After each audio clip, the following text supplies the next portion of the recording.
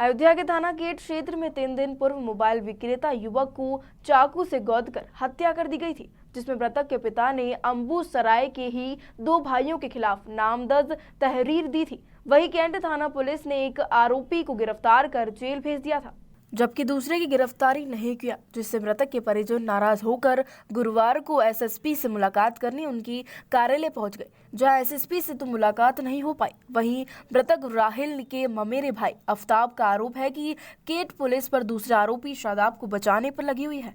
हत्या के आरोप में एक हत्यारोपी शाहनवाज को जेल भेज चुकी है, लेकिन दूसरे को बचा रही है। इन दोनों भाइयों ने उसे प्लानिंग से द्वारा मारा गया है। पुलिस मानने को तैयार नहीं है कि उन्होंने कहा है इस पर निष्पक्ष जांच नहीं हो रही है।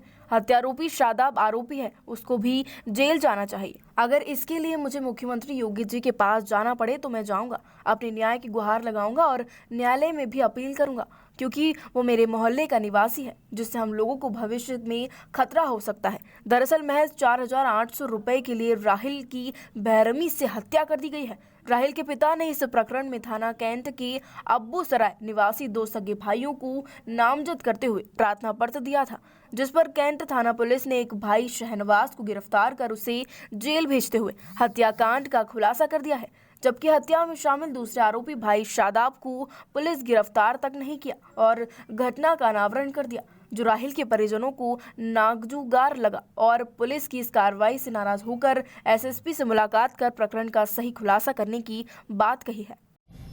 मैं आफ्ताब राहिल का ममेरा भाई हूँ। इसकी शिकायत मैंने एसओ से की थी। एसओ को मैंने बताया कि क्या कहते हैं कि इसमें 2 नामजद अभियुक्त हैं और एक को जो है शहनवाज को जो है जेल भेज दिया गया और दूसरे को पुलिस सेफ करना चाहती है। उनका ये कहना है कि शादाब इनोसेंट है, जो कि मौके पे जो है घटना स्थल पे जो है ये दोनों भाई कत्ल करते हुए साथ देखे गए, जो एफआईआर में दर्ज है। और पुलिस का कहना ये है कि सीडीआर रिपोर्ट के अनुसार वो इनोसेंट है। जो जिस तरह से उसके ऊपर वार किया गया है, 28 से 24 वार किए गए हैं चाकू से, वो एक व्यक्ति के द्वारा किया ही नहीं जा सकता। इसमें शादाब भी सम्मिलित हैं और जो घटना स्थल पे उनको वारदात कत्ल करते हुए देखा गया है और भागते हुए देखा गया है। उसके बाद जो लोग डेड बॉडी उठाने आए थे, उससे पहले शादाब वहाँ पे घटना स्थल पे पहले से पहुँचे भी हुए थे। इस बात की तस्दीक होती है कि घटना स्थल पे शादाब ने कत्ल किया है और वो मुलजिम है, जिसको पुलिस पूर्णतः बचाना चाहती है। और बार बार ये पूछने पे बार बार उनको ये बताया जाता है कि क्या कहते हैं राहिल और क्या कहते हैं क्या शहनवाज साथ में गए थे और क्या कहते हैं इन लोगों ने प्लानिंग के तहत उसको मारा है धारदार हथियार से, मगर पुलिस इसको मानने को तैयार नहीं है, ना एसओजी मानने को तैयार है।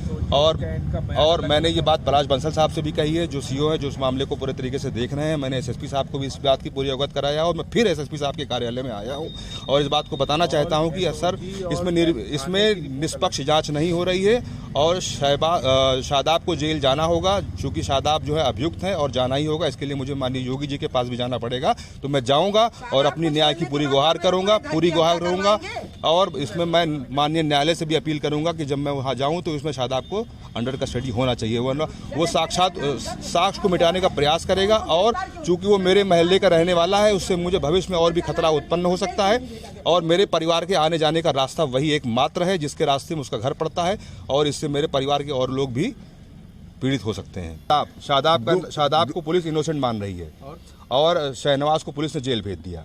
ये दोनों सगे भाई हैं और शादाब को हम लोगों ने बार बार पूछा तो शादाब ने साक्ष्य छुपाने के लिए 4 से 5 तरीके के बार बार अलग अलग तरीके से झूठ बोले हैं उसने, जिससे साबित भी होता है कि वो इस घटना में पूरी तरीके से सम्मिलित है। जांच नहीं हो रही है, वो सिर्फ सीडीआर रिपोर्ट के अनुसार ही काम कर रहे हैं। और मैंने कल एसओ कैंट को जाके ये भी बताया कि उसकी क्या कहते हैं शहनवाज और शादाब का एक मेरा भाई, इसका नाम गालिब है और उसकी बहन है, इसका नाम है ज़ेबा, और ज़ेबा से और राहिल के कुछ ऐसे नाजायज़ ताल्लुकात थे जो वीडियो और ऑडियो और चैट के माध्यम से देखे गए और जिसका 2 नंबर मैंने कल एसओ कैंट को अवगत कराया।